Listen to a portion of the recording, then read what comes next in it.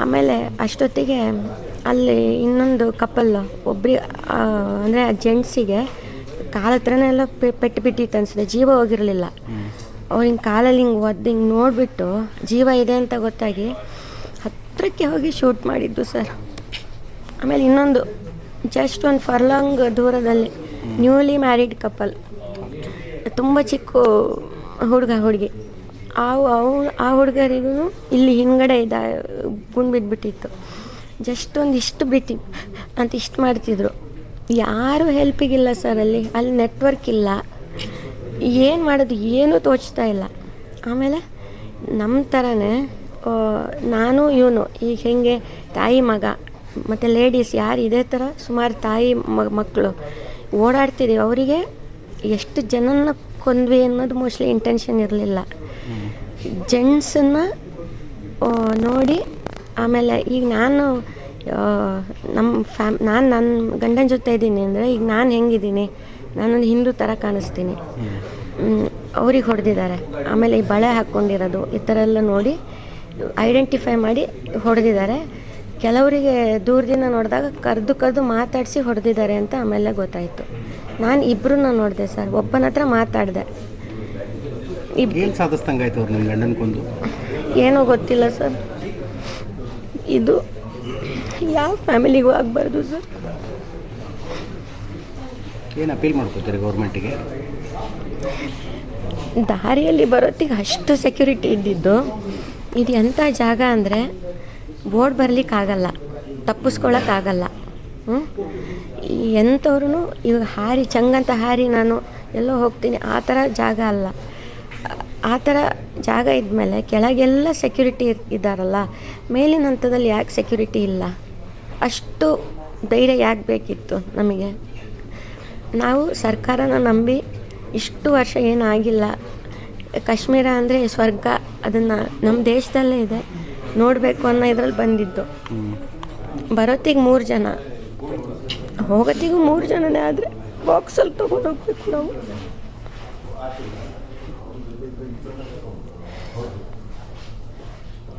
ಒಂದು ಕೊನೆ ಮಾತು ಸಹಿತ ಆಡೋಕ್ಕಾಗಲಿಲ್ಲಲ್ಲ ನಿಮ್ಮ ಗಂಡನ ಜೊತೆಗೆ? 1 ಸೆಕೆಂಡ್ ಇರಲಿಲ್ಲ ಸರ್ ಗುಂಡು ಬಿದ್ದು. Not even 1 second. ಅವ್ರಿಗೆ ಗೊತ್ತೇ ಇಲ್ಲ, ನಮಗೂ ಗೊತ್ತಿಲ್ಲ. ಒಂದೊಂದ್ಸತಿ ಅನಿಸುತ್ತೆ ಆ ಥರ ಆಗಿದೆ ಒಳ್ಳೆದಾಯ್ತೇನೋ ಅಂತ. ಇಲ್ದಿದ್ರೆ ನರಳಿದ್ರೆ ಸುಮಾರು ಜನ ನೋಡಿದೆ, ನರಳಿದ್ರು. ಆ ಕ್ಷಣ ಇನ್ನೂ ಕಷ್ಟ ಆಗ್ತಿತ್ತೇನೋ. ಎಷ್ಟು ಜನ ಸತ್ತಿದ್ದು ನೋಡಿದ್ರಿ ನೀವು? ನಾನು 25 ಜನ ಅಂದಾಜು ಎಲ್ಲ ಬಿದ್ದಿದ್ರು. ಅಲ್ಲಿ ಸುಮಾರು ಜನ ಅದೇ ಕಾರ್ಡ್ಸ್ ಥರ ಇತ್ತಲ್ಲ, ಅಲ್ಲಿಂದ ಅವರು ಫೈರಿಂಗ್ ಸ್ಟಾರ್ಟ್ ಮಾಡಿದ್ದು. ಅಲ್ಲೆಲ್ಲ ತುಂಬ ಜನ ಬಿದ್ದಿದ್ರು. ಆಲ್ಮೋಸ್ಟ್ ನಾವಲ್ಲಿ ಇದರ ಹತ್ರನೇ ನಾವು 1 ಅವರ್ ಕಳೆದೀವಿ. ಅಂದಾಜು 1 ಅವರ್ ಇದ್ವಿ. ಅಷ್ಟೋ ತನಕ ಯಾರೂ ಬರಲಿಲ್ಲ. ನಾವು ಒಂದೇನಂದರೆ ಅದು ಬರೋಕ್ಕಾಗುವಂಥ ಜಾಗನೂ ಅಲ್ಲ, ಯಾಕಂದರೆ ಫೋನ್ ನೆಟ್ವರ್ಕ್ ಇಲ್ಲ. ಈ ಥರ ದಾಳಿಯಾಗಿದೆ ಅಂತ ತಿಳ್ಸೋಕ್ಕಾದ್ರೂ ಏನಾದ್ರು ಸಿಗಬೇಕಲ್ಲ ಹೇಳಿ. ಆದರೆ ಆಮೇಲೆ ಅಲ್ಲಿ ಲೋಕಲೈಟ್ಸ್ 1-2 ಜನ ಎಲ್ಲ ಬಂದು ನಮಗೆ ಹಿಂಗೆ ಆಗಿದೆ, ನೀವು ಕೆಳಗೆ ಬರಲೇಬೇಕು ಅಂತ ಹೇಳಿ ನನಗೆ ನನ್ನ ಮಗನಿಗೆ ಕೆಳಗೆ ಬರಲಿಕ್ಕೆ ಹೆಲ್ಪ್ ಮಾಡಿ ಹಾಸ್ಪಿಟಲ್ ಹತ್ರ ಬಿಟ್ಟು ಹೋದ್ವಿ ಸರ್. ನಿನ್ನ ಹೆಸರು? ಅಭಿಜಯ್. ನಿಮ್ಮ ಕಣ್ಣು ಮುಂದೆ ತಂದೆ ನೋಡಿದ್ಬಿಟ್ರಲ್ಲ,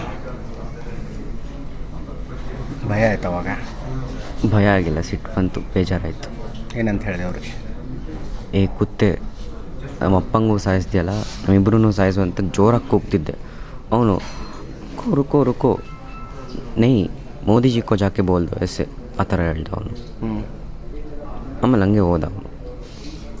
ಏನು ಹೇಳಬೇಕು ಅನ್ಸುತ್ತೆ ಈಗ ಅವ್ರಿಗೆ? ಅವ್ರು ನೀನು ಮಾತಾಡೋದು ಕೇಳಿಸ್ಕೊತಿದ್ರೆ ಏನು ಹೇಳ್ತೀಯ ಅವ್ರಿಗೆ?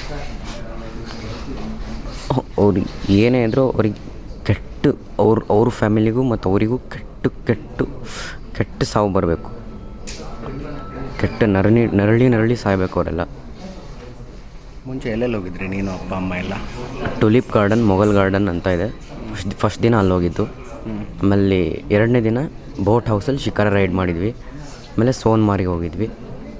3ನೇ ದಿನ ದೂದ್ ಪತ್ರಿ ಅಂತ ಒಂದು ಜಾಗ ಇದೆ, ಅಲ್ಲಿ ಹೋಗಿದ್ವಿ. ಆಮೇಲೆ 2 ದಿನ ಇಲ್ಲಿ ಪೆಹಲ್ಗಾಮಲ್ಲಿ ಇತ್ತಿದ್ದು. ಸೊ 3 ದಿನ ಟ್ರಿಪ್ ಭಾಳ ಚೆನ್ನಾಗಾಗಿತ್ತು. 3 ದಿನ ಟ್ರಿಪ್ ತುಂಬ ಎಂಜಾಯ್ ಎಲ್ಲ ಮಾಡಿದ್ವಿ, ಎಲ್ಲ ಚೆನ್ನಾಗಿತ್ತು. ನೆಕ್ಸ್ಟು 4th ಡೇ ಹಿಂಗಾಗ್ಬಿಡ್ತು. ಅಪ್ಪ ಅಪ್ಪನ ಜೊತೆ ಮೋಸ್ಟ್ ಮೆಮೊರೇಬಲ್ ಥಿಂಗ್ ಅಂದರೆ ಯಾವ್ದು ನೀನು ಮಾಡಿದ್ದು ಇನ್ನೂ ತನಕ?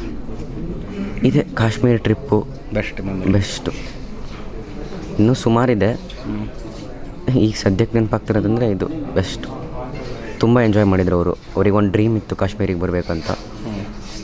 ತುಂಬ ಎಂಜಾಯ್ ಮಾಡಿದ್ರು ಅವರು. ಇನ್ನು Connection. ಕಾಶ್ಮೀರ ಅನ್ನೋ ಹೆಸರು ಕೇಳಿದ್ರೆ ಏನು ಅನ್ಸುತ್ತೆ ನಿಮಗೆ? ನರ್ಕ ಅಂತ ನೆನಪಾಗತ್ತಷ್ಟೆ, ಹಿಂಗೇನಿಲ್ಲ. ಯಾವ ಥರ ಕ್ಷಮಿಸೋದಕ್ಕಾಗತ್ತಾ ನಿಮ್ಮ ತಂದೆನ ಕೊಂದವ್ರನ್ನ? ಸಾಧ್ಯನೇ ಇಲ್ಲ.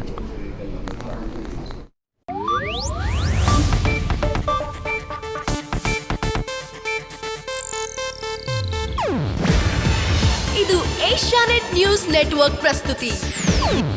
ನೀವು ನೋಡ್ತಿದ್ದೀರಾ ಏಷ್ಯಾನೆಟ್ ಸುವರ್ಣ ನ್ಯೂಸ್.